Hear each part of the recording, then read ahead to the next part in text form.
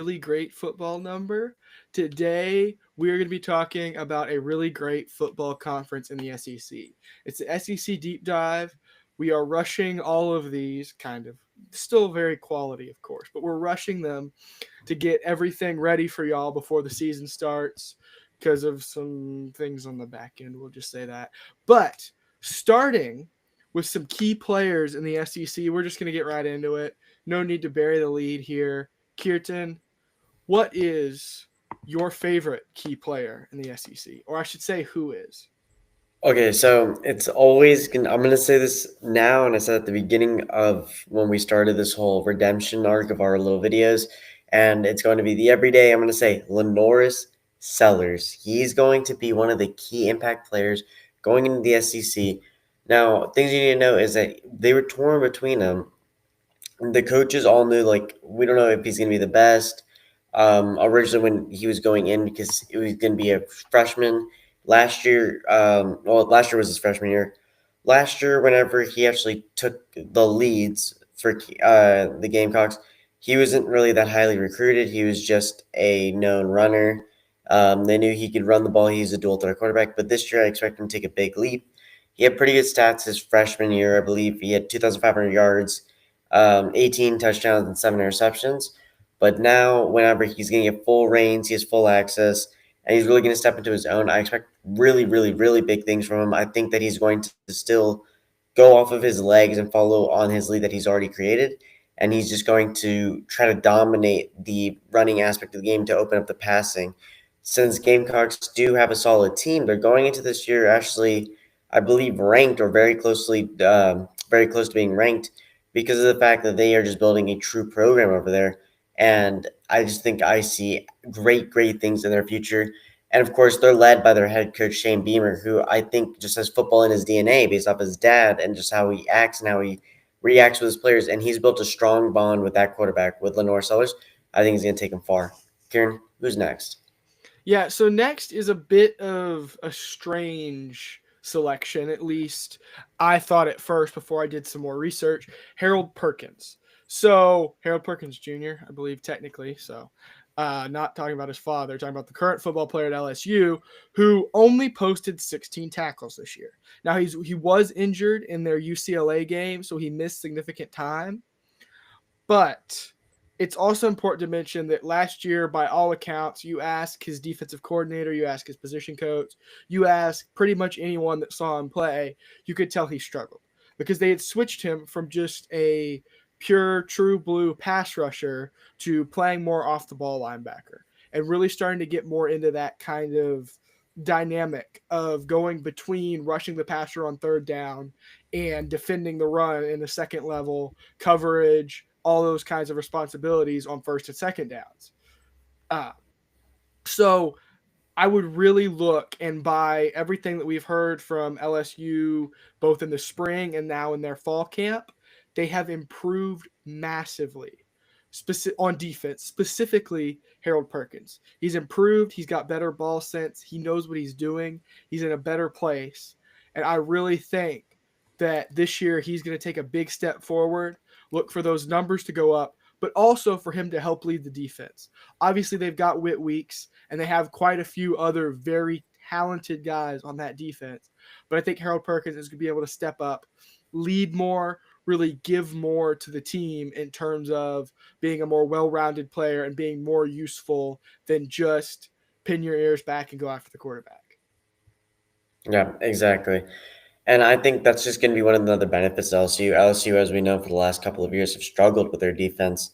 They're kind of like, you could say, the Cincinnati Bengals in that sense, where it's just going to be high scoring.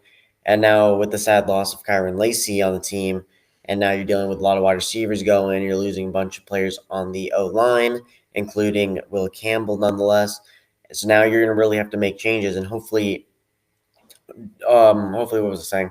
Hopefully, Harold Perkins isn't injured this year. Of course, he suffered an ACL tear during his game with UCLA, which led to his very minimal performance last season. But now, with him rejuvenated, with him back and in his best form, we can expect this defense to actually hold their own, and we won't have to have these high flying games where now we can see LSU get back to their fundamentals and stay balanced as a team rather than having such an offensive focus.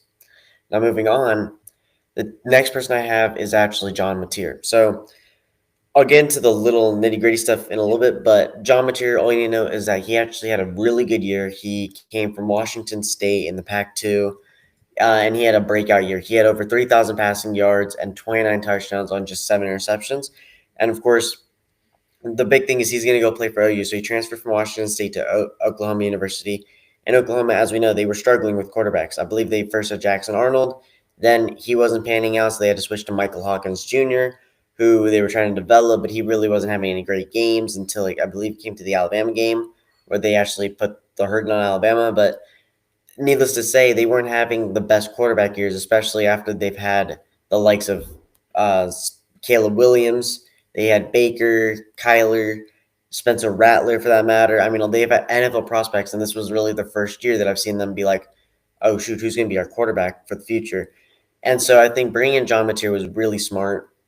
I think he's a great quarterback. I think he's going to be seasoned, and he'll be able to lead a team. He's going to be a true captain.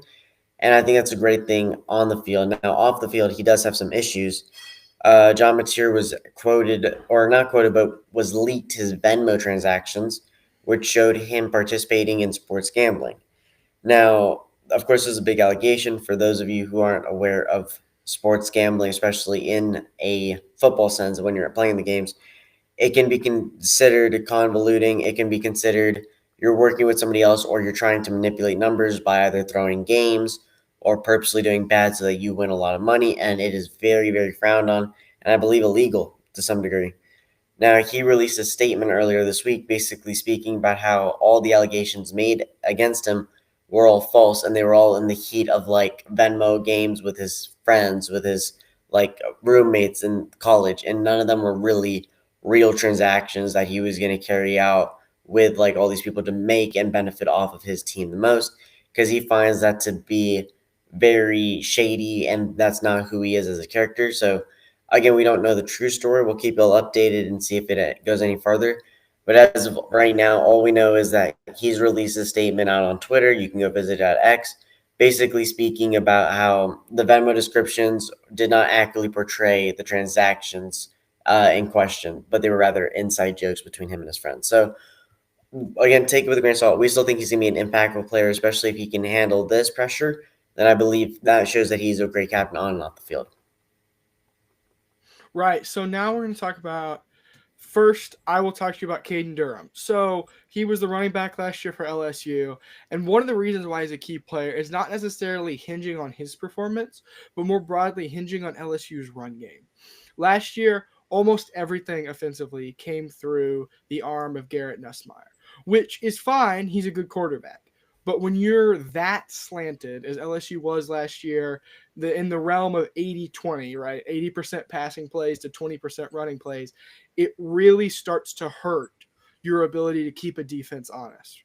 Because especially in the secondary as linebackers, right? When you don't have to read the running back, because 80% of the time they're going to be throwing the ball, and in certain downs and situations, it's even higher. You're quicker, right? You're quicker to move. You're not getting held by that play action they run or whatever, right? Because LSU very rarely runs the ball.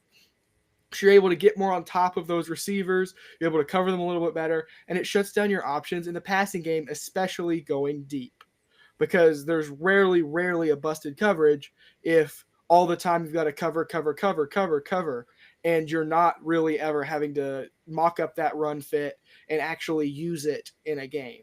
So if LSU can get their run game going with Caden Durham, who only had 750 odd yards last year, that would be a massive improvement for them.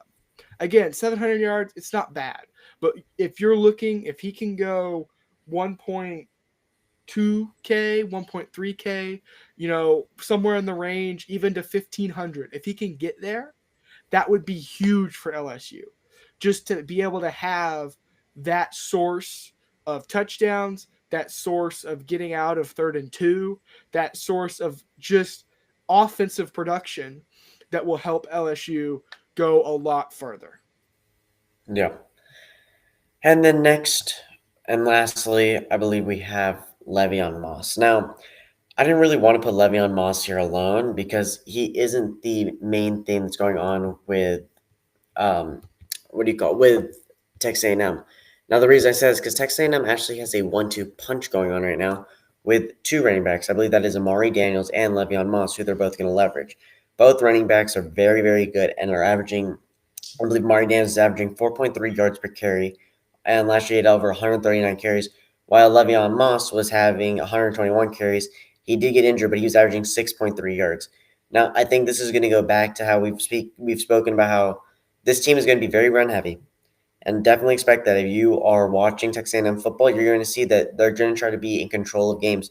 They're going to try to wear you down with their relentless defense and their run game. Because if you have two very strong tailbacks, we're going to see the likes of a Quinshon Judkins and forgot his name, Trayvon Henderson. Trayvon Henderson. It's going to be a 1-2 punch like that. Except in this case, they're both very, very power backs. Quinshon Judkins could be considered an elusive back, and Trayvon Henderson was the power back in that situation. Both these guys are like walking tanks, especially Le'Veon Moss.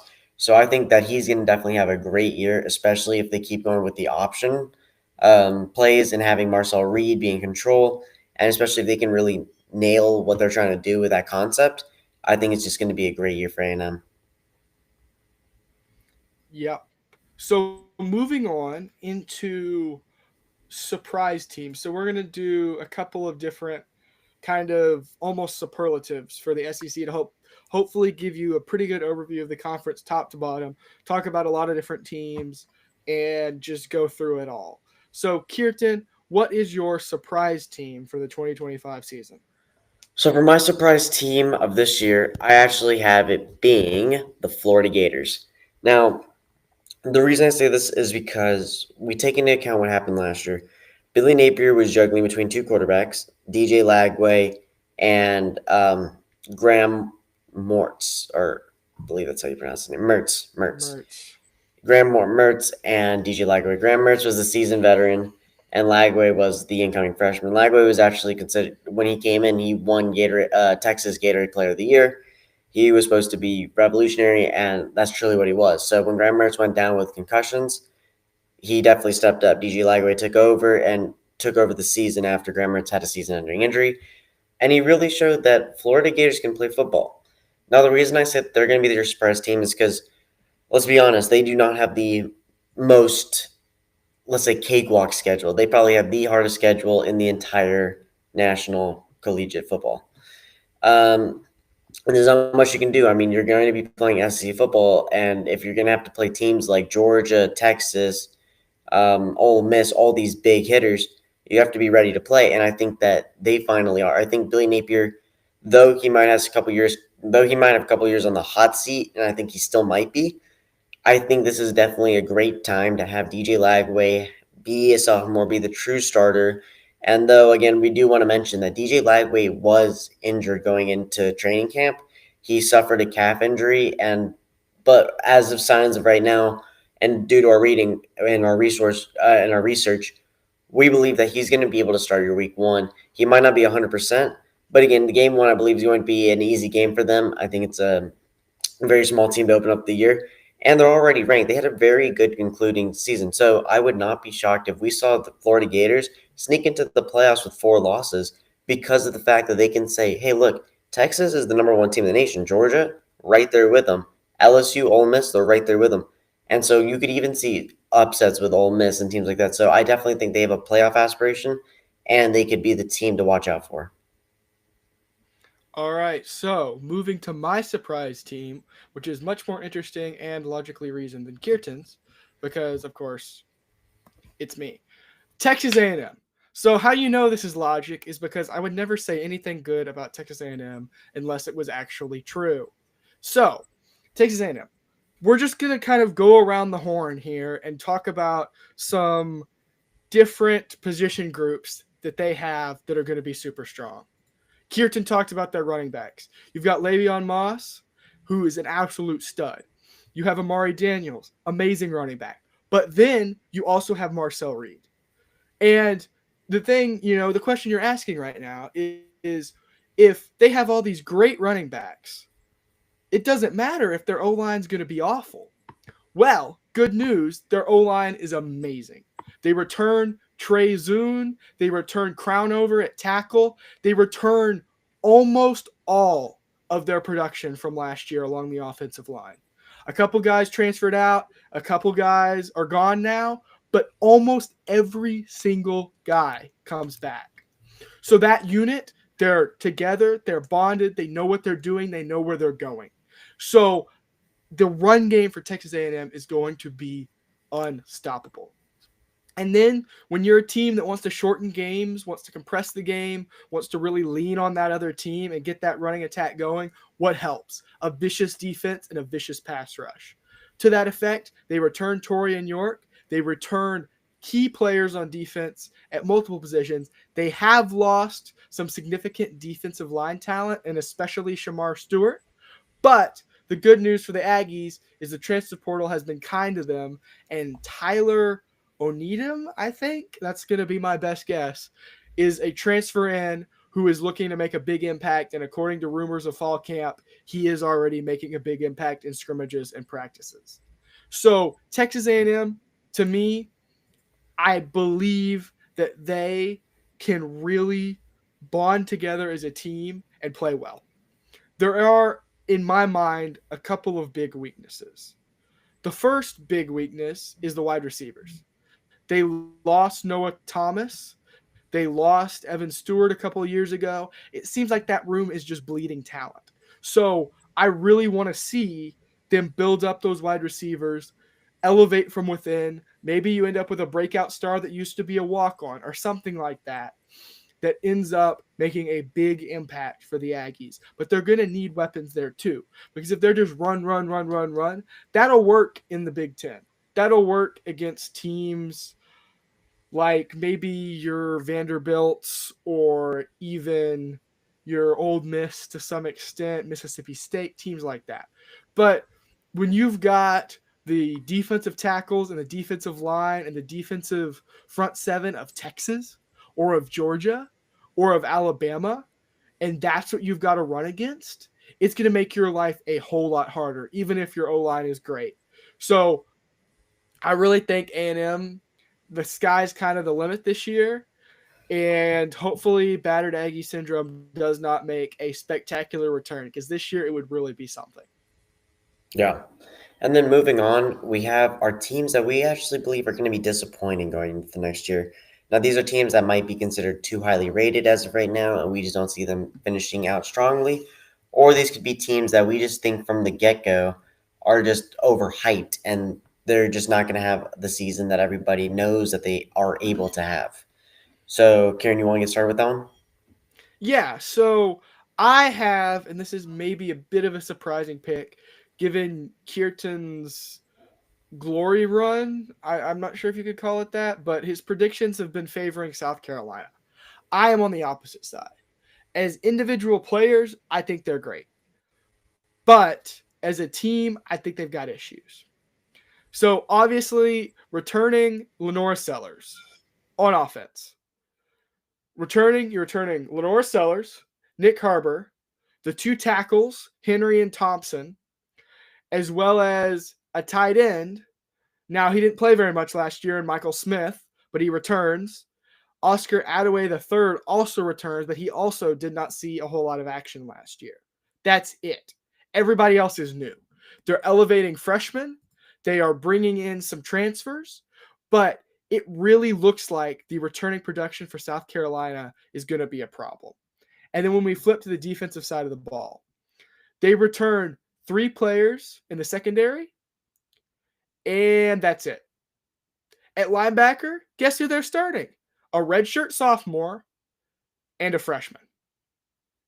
Those are their 2 current projected starters at linebacker. They do return O'Donnell Fortune at cornerback. They return Jalen Kilgore and Peyton Williams, as well as DQ Smith, and then a couple of other defensive line players like Dylan Stewart. But other than that, it really seems like they don't have the same cohesiveness. Again, your linebacker core, young, new. Your receivers, for the most part, young, new. Your interior three on your offensive line, young, new. Every single position has some kind of issue, whether they're returning players or they're elevating players that they didn't have a whole lot of confidence in last year and you're hoping develop. It seems like even for Shane Beamer, it's going to be a bit of a stretch to put this team where the media has put them. This doesn't mean they're not a good team. I just don't think they're quite to the hype level of Texas or Georgia or those kind of teams, which is where they're getting placed, or at least in the back edge of those. I think they are more, maybe in line with above a Kentucky team, above an Auburn team in that area, kind of, as opposed to being at the top of the SEC or in the hunt for the top of the SEC. So, Kirtan, who are you disappointed in? Or preparing to be disappointed in, I should say. Yeah, I do see the argument for both sides. I see why you think South Carolina might be a disappointment. I don't know. I think Shane Beamer's going to grow something pretty dominant over there. But anywho, I think that they're not going to be my disappointment team. I think it's going to be LSU. Now, LSU has been considered not a disappointment, but they've been considered very static and not moving. They were very dominant at one point in 2019. Again, remember, you had Joe Burrow. You had honestly probably one of the best teams college football has ever seen. Now we've kind of gotten to this point where we're like, but they've lost their identity. We don't know if they're really a great team. They, of course, are always ranked. They're always ranked highly, but they never seem to make the playoffs anymore. They never seem to get enough respect that they deserve. And I think that's going to continue this trend. So I don't see this as a disappointment as, oh my God, they're going to fall off. This team's only going to win like 4 games. No, I think they're going to be a respectable team. It's just for the LSU standards, I don't think they're going to live up to potential. And there's multiple reasons for that. So first off, I think their schedule is going to be very telling. They open their season with Clemson, and I believe this is at Death Valley. So, and Death Valley in South Carolina, not Death Valley where they are. And the reason I think it's going to be a disappointing opening is I am a very high believer that Clemson might be the national champions. I think they have that much potential on their roster. And I don't think LSU is going to be ready to play in Death Valley against a rejuvenated Clemson squad. And I see them dropping this game due to lack of talent on the defensive side and not being prepared for just the overall attack. And then we can get to the nitty gritty, which I can quickly do for you. So the good things you have to remember is that they're bringing back Nussmeier and Durham. Those are their 2 star players. Now on offense, they also brought in a transfer from Oklahoma, who is Nick Anderson. He was absolutely phenomenal. If you ever have the time, go watch his highlights. They're pretty incredible. And then again, they still have Xavion Thomas and Chris Hilton. But what really scares me is their defense. Now, the first thing they did is they brought in Jack Pyburn, who's actually a very good senior who's going to transfer in. But I don't think this team is very good at utilizing their transfers as well as other teams. And the reason I say this is because don't forget, 2 years ago, Florida State was arguably the 4th best team in the nation. Now, they got snubbed. They fell to 5. They played Georgia, got absolutely destroyed. But then they lost a lot of great pieces. They lost their quarterback, Jordan Travis. And I think the biggest thing is that they lost Patrick Payton, who I think was a defensive weapon that year because he was making all the tackles. He was involved in everything. And he decided to transfer out to LSU. Now, he actually didn't have that great of a performance last year. He really fell to the second string, and he's just been steadily staying there for the entire time. There hasn't been much development with him. So I'm worried that they're not going to be able to develop their talent. And then plus, they have 1, 2, I believe 4 players all going to be transfers coming in to start. And that's going to include some of the free safeties, their cornerbacks, and their D tackles, which I just think is way too many transfers, or at least people that are not built into the system.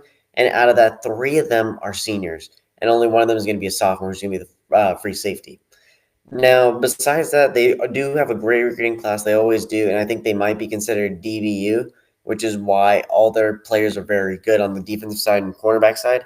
But I just don't see them living up to expectations, and I don't know how they're going to stop teams like a Clemson, like a Bama down the year, like an A&M. Honestly, I see them struggling again and losing that game as well. But they should still be able to put up good fights against Florida. Will they beat them? I don't know. But I think they'll still be able to take care of business. But honestly, looking at their schedule, I see maybe a win to Louisiana Tech, a win at Southeastern Louisiana, and then your SEC games, you might win Vandy, you might win Arkansas, Oklahoma, and get a lucky win against Western Kentucky, or not a lucky one, but a guaranteed win against Western Kentucky. But yeah, I just don't see them being able to perform the LSU way and come out with these breakouts and beat Alabama and beat up on all these good teams because they're just lacking firepower on defense. So for me, I would say LSU is definitely the disappointing team of the year. Now, next is a fun one, Kieran. What is it? So we have champions to predict. So I am going to defer to Kirtan because he is going to talk about his champion first, as I have decided. So, Kirtan, go ahead. Okay, fair point. So this might come as a shock, but I am going to ride the hype train, and I do believe Texas will become the SEC champions. Now, I don't know who they'll play in the SEC championship game. I feel like that's too tight of a call to make right now, and because I feel like you can make a strong argument for A&M and a rivalry of the Lone Star State Showdown. There's a strong argument for Georgia. There's a strong argument for Alabama, and I think all three of those teams are going to have struggles against one another. Especially the Alabama Georgia game should be very telling for everybody, and the Texas Georgia game. But I think Texas, regardless, will always find their way into the playoffs and into the SEC championship game because that's where they're at this point in time. Now, again, you can make the argument. Good, and they've lost so many players. They've lost Kelvin Banks on offense. They've lost players in their free safety. They've lost their quarterback. They've lost so many weapons. But what I would say is that Texas is just a recruiting powerhouse, and I think Steve Sarkisian knows that his base and his fundamental structure is still intact.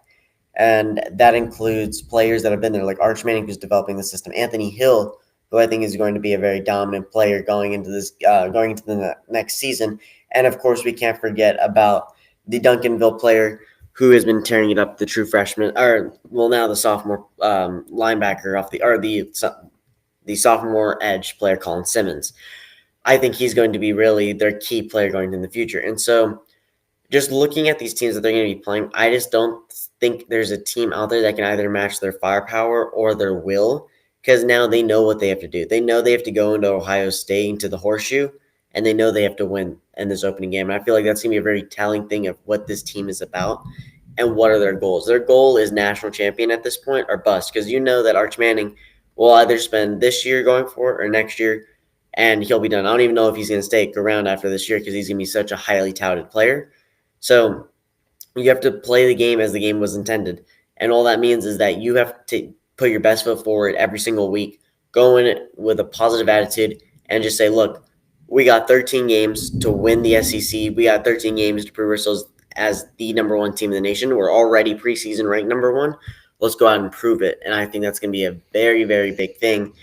And I think that's going to be the mantra and the mindset of this Texas Longhorn team that's really been buzzing around the city that we've been in Austin, Texas.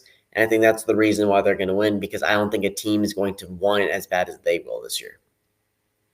So, to upset or to complete the final opposite day shenanigans here, give me Georgia. So, I have been doing a little research, and it really seems like there's going to be a amazing amount of talent just for Georgia that is either returning or that will continue to really just make an impact.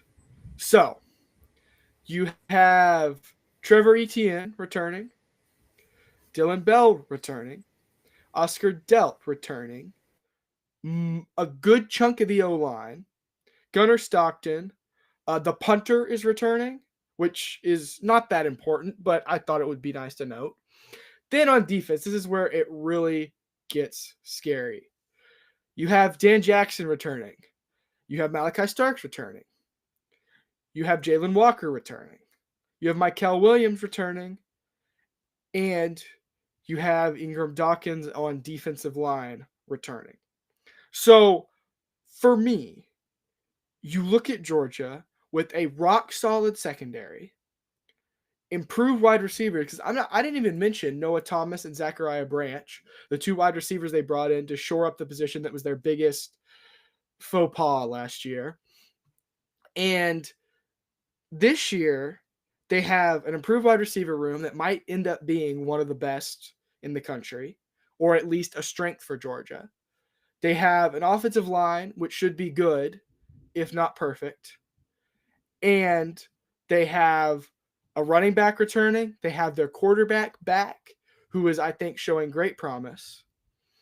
And as a result, they are going to have a really, really good run in an SEC championship. I think they can do it. I think Kirby's smart. He's got to elevate a couple guys. He's got to restock. Yes, it is not like the dominant Georgia teams of the past, but I think their competition is a young Texas team, an Alabama team without a quarterback as of yet, and an LSU team with major questions as to how transfer pieces fit in to their team. So for me, I think Georgia's got the biggest chance to do it, and I think they will get her done. So moving on to the player of the year. Now, you're probably already familiar with Kirtan's player of the year, but I'm going to give you mine first, just to kind of do a little bit of explanation here and clarify, because I think mine is a bit more of the outside pick. Now, I have returned to my Texas loving habits, as you can see behind me, and I'm going to pick Anthony Hill. So, Anthony Hill, he's been in the Texas system for quite a long time. He's been able to be both utilized as a blitz piece and in coverage, as well as making a mess of tackles. He's done really, really well to develop into that next Jalen Ford type character, and there's already first round buzz surrounding him when he moves on to the NFL, presumably this next year. But he has had some shortcomings at times. Last year, he wasn't as on point as a lot of people would have liked him to be. He missed tackles, and I know because I yelled at the TV. He missed tackles. He wasn't in the right place. He was still growing into that leadership role. And this year, I believe he's going to do it. There are a lot of other great candidates. Malachi Starks on defense. Garrett Nussmeier on offense. Lenore Sellers on offense, who you'll hear about in just a minute. And as well as many, many other players that are really, really great and really, really good that have a chance to make a big impact in the SEC. But for me, I think it's none more than the Texas returning defensive starter, probably a member of what is not confirmed, but could be the best defense in the country. And I think he will make a huge impact for the Longhorns if they make a run in the playoffs and play well in the SEC, which I believe they will. Now, I'm going to give you my coach of the year because Kirtan appears to have gone to do something, I'm sure, very important. There's a bit of a storm kind of circulating around us right now, so his power may be, as the Germans would say, kaput. But we're going to truck on without him. I will give you my coach of the year, and once I'm done with that, I'll give you his stuff if he is not back yet. Hey, maybe he's back. We'll see.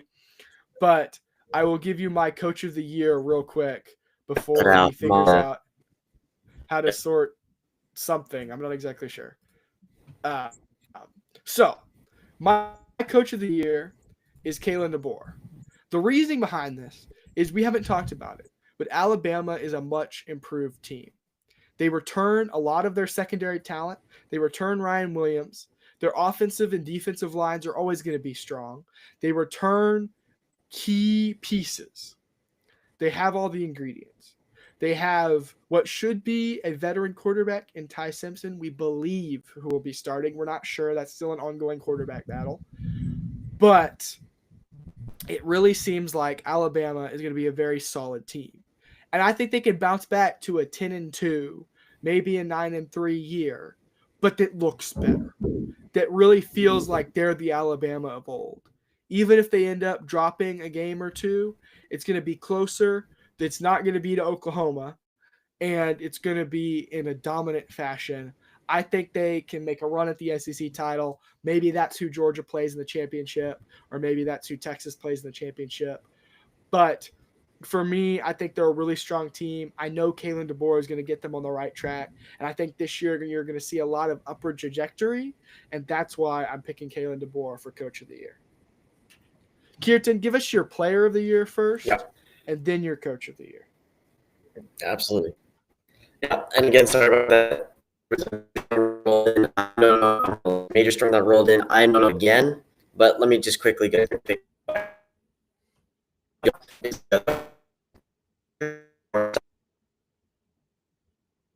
So we've lost him again, ladies and gentlemen. And I'm just going to go ahead and tell you his Player of the Year because we've tried this 3 or 4 times. It's not working out. You've already heard him talk about him a bunch. He has Lenora Sellers. And here's what he's written in the rundown. I'm sure I'm not going to do it as eloquently as he would have done it. But Lenora Sellers, he's the Heisman winner. He has a breakout year, and the team finishes in the top 20. So Lenora Sellers, he's a dynamic quarterback. He's been able to make things happen that seem improbable, if impossible. So he's made the unlikely into the routine, and he's been a really great, solid player. So I really think that Kirtan is onto something here. As much as I'm down on South Carolina, I think Lenora Sellers can have a great year. I think that the duo of him and Nick Harbor can be very impactful for South Carolina in this upcoming season. Aside from that, I can see him having success running the football in kind of an option game. They have strong offensive linemen, especially at those tackle spots. So I'm really hoping that they'll be able to get outside, control that pocket, and give Lenora Sellers freedom of movement and ability to run and make things happen and move with his legs and do the kind of things that you expect him to do. So, with that said, I think that's a pretty good wrap up on what Kirtan was going to do for his Player of the Year. And I'm going to move on to his Coach of the Year. His Coach of the Year, he has taken, and I say this in the kindest way possible, the easiest option.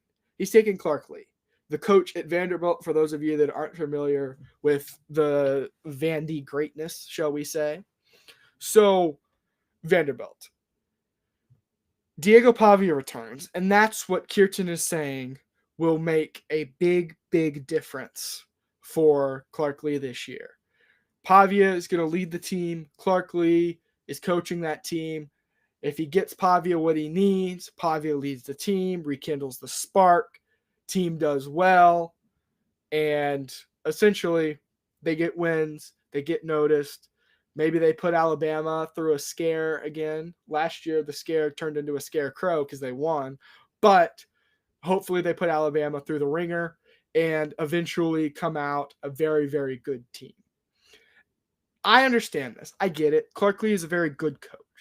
I just don't think that he's going to be able to elevate past last year because you have to understand how special it was for Vanderbilt to beat Alabama, how special it was for them to be in so many close games and to win so many games and to just make a huge impact and rock the college football world like few teams are even capable of doing.